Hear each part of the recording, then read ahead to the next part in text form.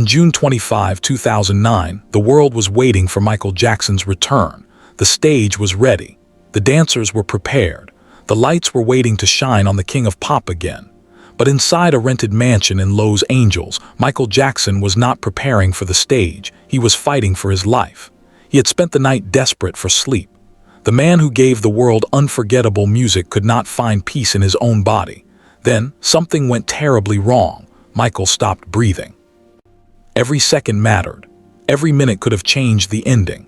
But the call for emergency help did not come fast enough. By the time paramedics arrived, the world's greatest entertainer was already slipping away. This is not just the story of how Michael Jackson died. This is the story of his final hours and the painful question millions still ask: could the King of Pop have been saved? Before Michael Jackson died, he was preparing for one of the biggest comebacks in music history. The tour was called This Is It. It was supposed to remind the world that Michael Jackson was still the King of Pop. Millions of fans were waiting. The media was watching. The music industry was watching. And everyone wanted to see if Michael could still perform like the legend they remembered. But behind the excitement, there was pressure. Michael was not just preparing for a normal concert. He was preparing to prove himself again. After years of public criticism, legal battles, health rumors, and media attacks, this comeback meant everything to him. He wanted to give his fans something unforgettable. He wanted the performance to be perfect, but perfection comes with a heavy price. During rehearsals, Michael worked hard. He practiced his moves. He listened to the music. He focused on the stage. But behind closed doors, his body was tired. He was struggling to sleep. Night after night, rest became difficult. And when a person cannot sleep, the body begins to break down. The mind becomes weak. The body becomes exhausted. The pressure becomes harder to carry. To the world, Michael Jackson looked like a superstar preparing for a comeback. But in private, he was a man under serious pressure. A man trying to carry the weight of fame, expectations, and fear. And as the concert date moved closer, one problem became more dangerous than anything else. Michael Jackson could not sleep. That sleeplessness would lead him into the hands of the people he trusted. And one of those people was his personal doctor, Dr. Conrad Murray. What started as a comeback dream was slowly turning into a tragedy. Because Michael was not only fighting to return to the stage, he was fighting to survive the pressure behind it. Behind the bright lights and the comeback excitement, Michael Jackson had one serious problem. He could not sleep. This was not just ordinary tiredness. This was deep exhaustion. Night after night, Michael struggled to rest. His body was tired, his mind was restless, and the pressure of the upcoming concerts made everything worse. He was expected to dance, he was expected to sing, he was expected to entertain thousands of people. He was expected to prove that he was still the King of Pop. But how can a man perform for the world when he cannot even sleep at night? Michael needed rest badly. He needed strength. He needed peace. He needed his body to recover. But sleep was not coming naturally. That was when the situation became dangerous. Instead of normal rest, Michael began depending on medical help to sleep. And this is where the story became darker, because the drug connected to his final hours was not a simple sleeping pill. It was called propofol. Propofol is a powerful anesthetic. It is normally used in hospitals and medical settings. It is meant to be handled with proper equipment, oxygen support, and close monitoring. But Michael was not in a hospital. He was inside a bedroom, a private home, a place where one mistake could become deadly. And the more desperate Michael became for sleep, the more dangerous the situation became. To the world, he was preparing for a comeback. But behind closed doors, he was fighting a battle nobody in the audience could see. He was fighting exhaustion. He was fighting pressure. He was fighting sleepless nights. And the saddest part is this: the thing he wanted most was not fame. It was not money.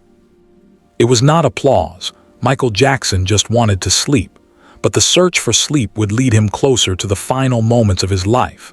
As Michael Jackson's sleepless nights became worse, one man became very important in his final days.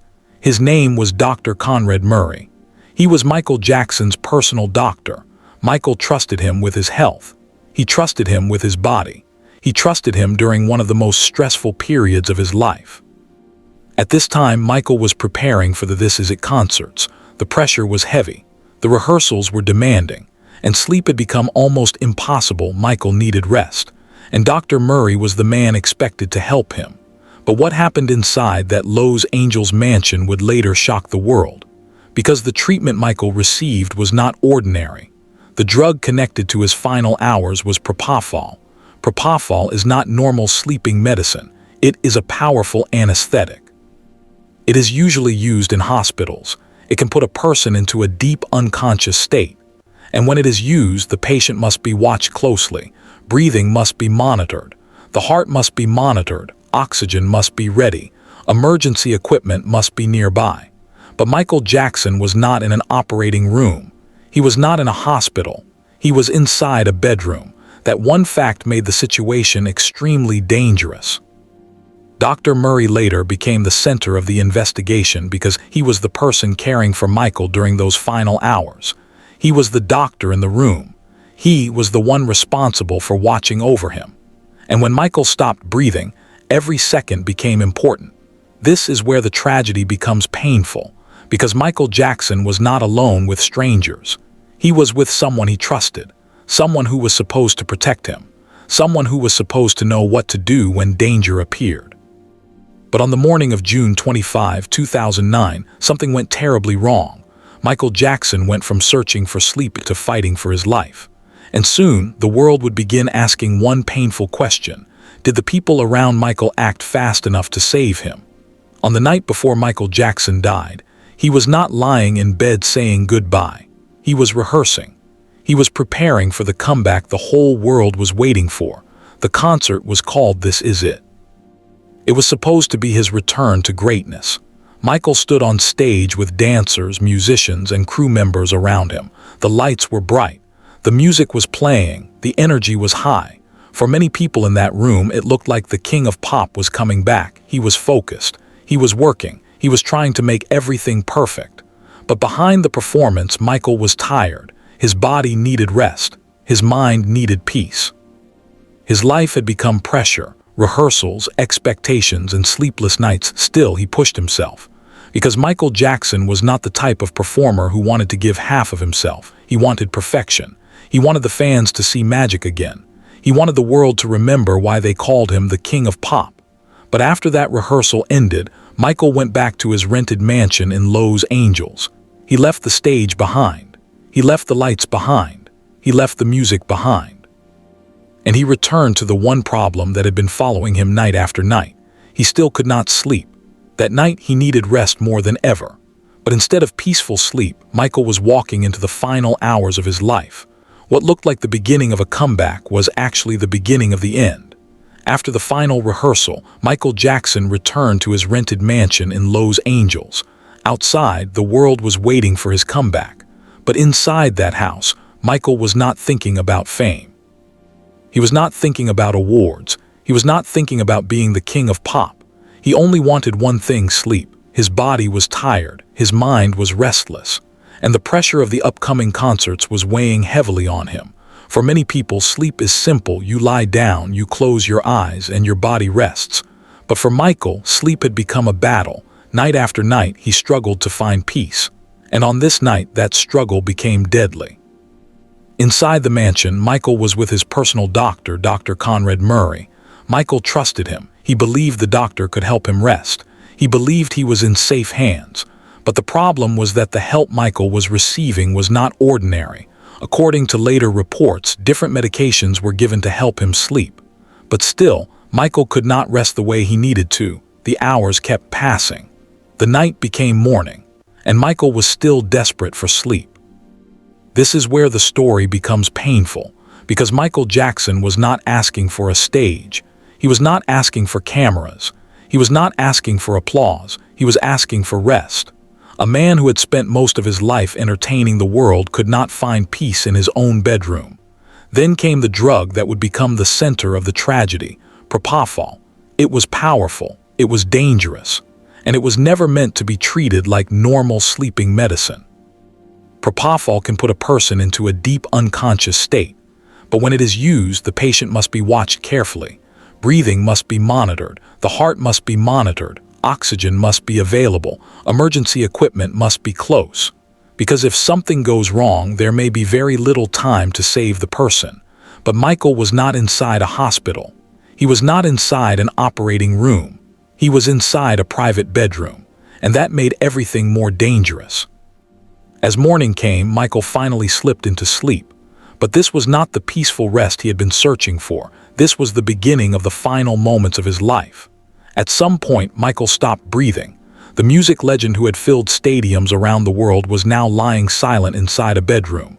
No screaming fans, no bright lights, no stage, just silence. And in that silence, every second mattered, because when someone stops breathing, time becomes the enemy. A quick response can make the difference between life and death. But on that morning, the emergency call did not come fast enough, and that delay would become one of the most painful parts of Michael Jackson's final story. Because the world would later ask, if help had been called sooner, could Michael Jackson have survived? The night that began with a desperate search for sleep had turned into a race against time. And sadly, time was running out. The drug connected to Michael Jackson's final hours was called propofol. And this is where the story becomes very serious. Propofol is not normal sleeping medicine. It is not like a tablet someone takes before bed. It is a powerful anesthetic. Doctors usually use it in hospitals or medical settings to put patients into a deep sleep before surgery or medical procedures. That means it must be handled with extreme care. When propofol is given, a patient needs to be watched closely. Their breathing must be checked. Their heart must be checked. Their oxygen level must be checked. Emergency equipment must be nearby, because if the person stops breathing, there may be only a short time to save them. That is why the use of propofol inside Michael Jackson's bedroom became one of the most shocking parts of the case. Michael was not in a hospital. He was not in an operating room. He was not surrounded by a full medical team. He was inside a private mansion. A bedroom became the place where a powerful hospital drug was being used to make him sleep. And that changed everything, because propofol does not just make a person sleep normally. It can push the body into a deep unconscious state. It can slow breathing. It can stop breathing. And if nobody reacts quickly, the situation can become fatal. Michael Jackson wanted rest. He wanted peace. He wanted to sleep after weeks of pressure, rehearsals, and exhaustion. But the drug used to give him that sleep carried serious danger. This is the painful part. The thing meant to help him rest became the thing connected to his death. A man who had danced in front of millions. A man who had changed music forever, a man preparing for one final comeback, was now depending on a drug that needed hospital-level care. And when something went wrong, there was no big stage, no screaming crowd, no spotlight, just Michael lying silent in a bedroom. Then came the moment nobody wanted to happen. Michael stopped breathing. And from that moment, the story was no longer about sleep. It was about survival. Every second mattered. Every action mattered, every delay mattered, because when breathing stops, time does not wait. And the question that still hurts millions of fans is simple. Was Michael Jackson given the emergency help he needed quickly enough? Because once propofol entered the story, one mistake was no longer small. One mistake could mean life or death. After Michael Jackson was given medication to help him sleep, the room became quiet. For a short time, it looked like he had finally gotten what he wanted, rest. After a long night of exhaustion, pressure, and sleeplessness, Michael was finally lying still. But this was not normal sleep. This was not peaceful rest. This was a dangerous medical situation inside a private bedroom. And then something went terribly wrong. Michael Jackson stopped breathing.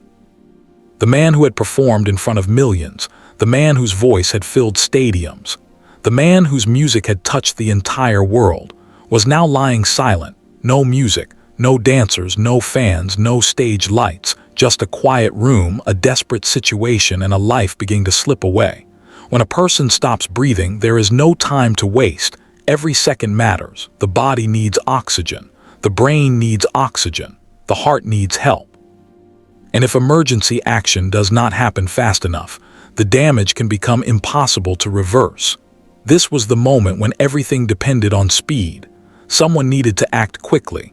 Someone needed to call for emergency help. Someone needed to make sure Michael had the best chance to survive. But according to reports from the case, help was not called immediately. And that delay became one of the most painful parts of Michael Jackson's final hours. Because while Michael was lying there fighting for his life, time was passing, minute by minute, second by second. The danger was growing. The chance to save him was getting smaller. This is what makes the story so heartbreaking.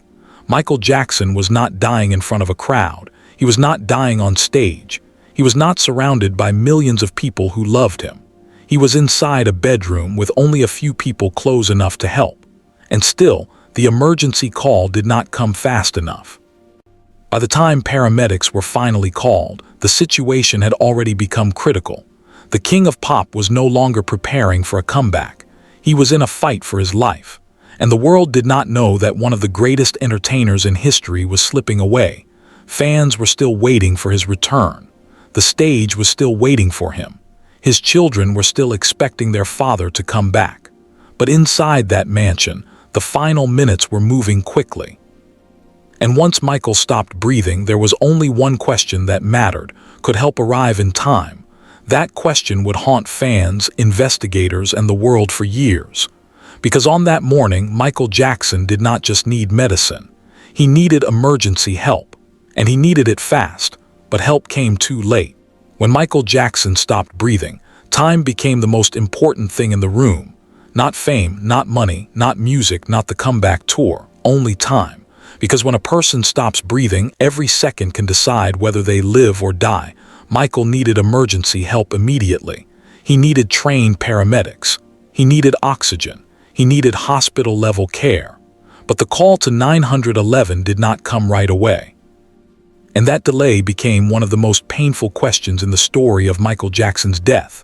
Why was help not called faster? Why was so much time allowed to pass? Why was Michael lying there while the clock kept moving? These questions would later trouble millions of fans around the world. Because Michael Jackson was not an ordinary patient. He was not in a hospital.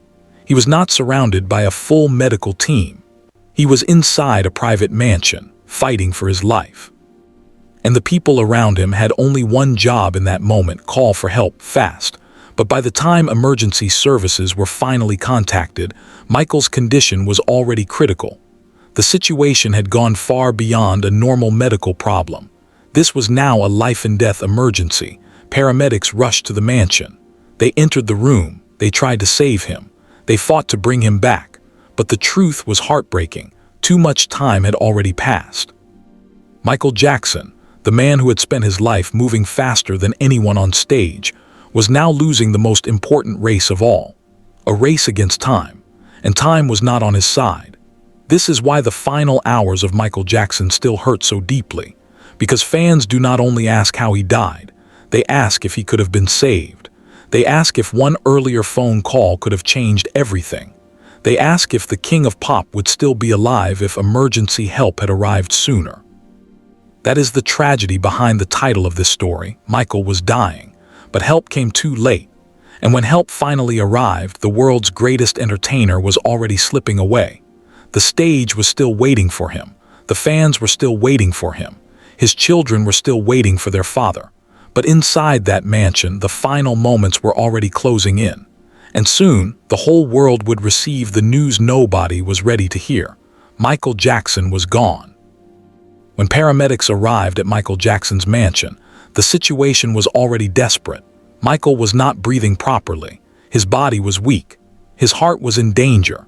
The emergency team tried to save him. They worked quickly. They gave medical support. They tried to bring him back. But the truth was painful. Michael Jackson had already been without proper breathing for too long. Every minute that passed made the situation worse. Soon, he was rushed to Ronald Reagan UCLA Medical Center in Los Angeles. Outside the hospital, people did not yet understand the full story. Some fans were confused, some were afraid, some were hoping the reports were not true. Because, for many people, Michael Jackson felt larger than life. He was the man who gave the world Thriller, the man who gave the world the moonwalk, the man who changed music, dance, fashion, and entertainment forever. To millions of fans, Michael Jackson was not supposed to die like this. Not suddenly, not quietly, not inside a bedroom. Not weeks before his big comeback. At the hospital, doctors continued trying to save him. They fought for his life. But Michael did not recover. The man the world called the King of Pop was slipping away. And then came the announcement nobody wanted to hear. Michael Jackson was dead. He was only 50 years old. In that moment, the world stopped. News channels interrupted their programs. Radio stations began playing his songs. Fans gathered in shock. People cried in the streets. Some refused to believe it. Others stood silently, staring at their phones, televisions, and computer screens, because it felt impossible. Michael Jackson had been part of people's childhoods, part of their memories, part of their families, part of their lives. His music had played at weddings, parties, birthdays, concerts, and lonely nights. And now, suddenly, he was gone.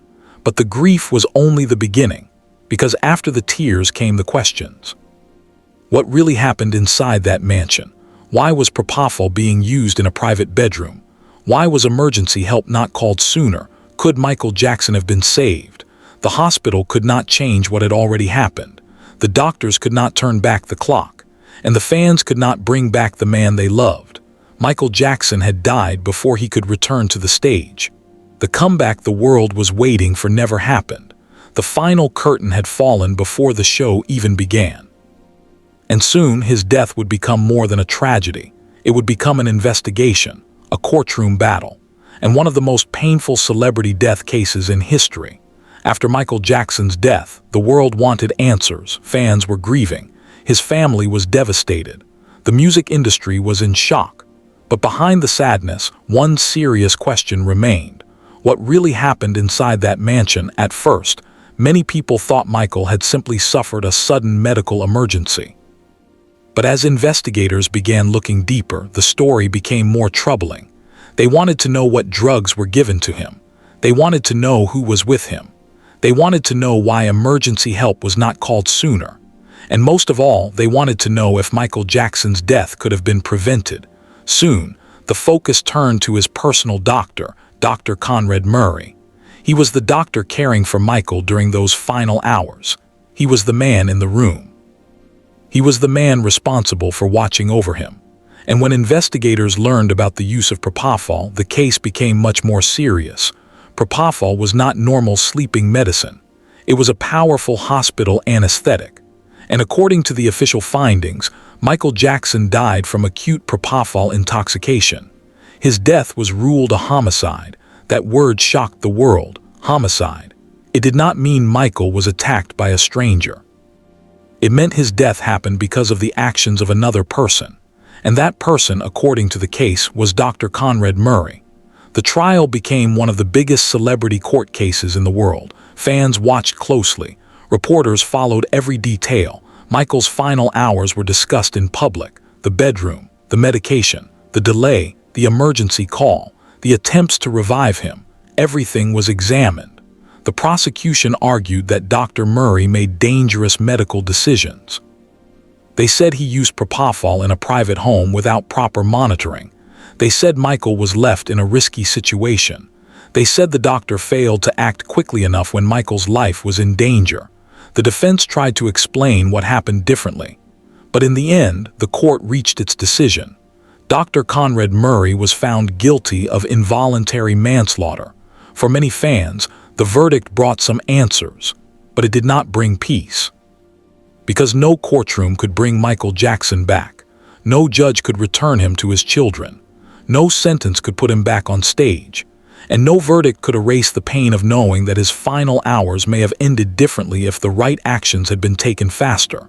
That is why this story still hurts. Michael Jackson did not die after a long farewell. He died suddenly. He died while preparing for a comeback.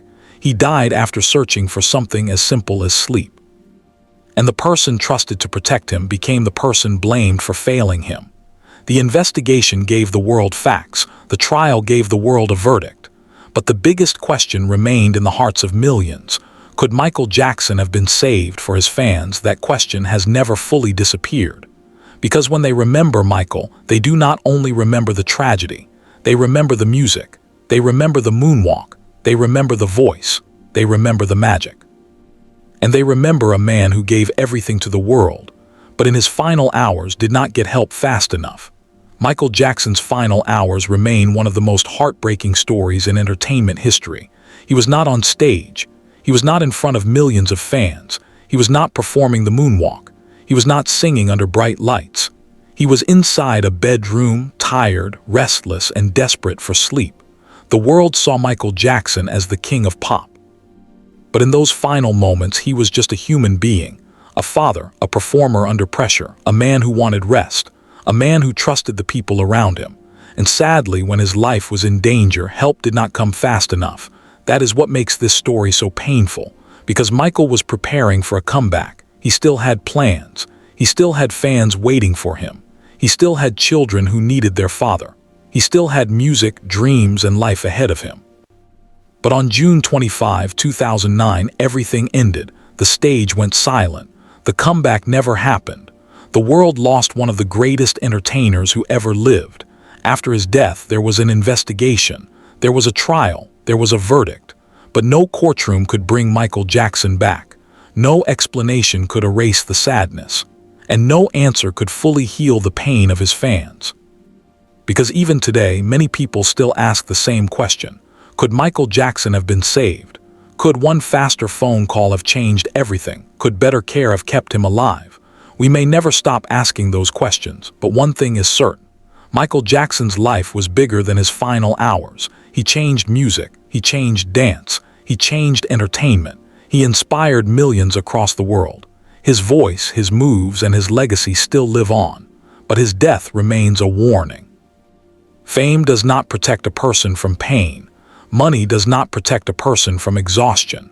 And even the biggest star in the world can become helpless when the people around him fail to act in time.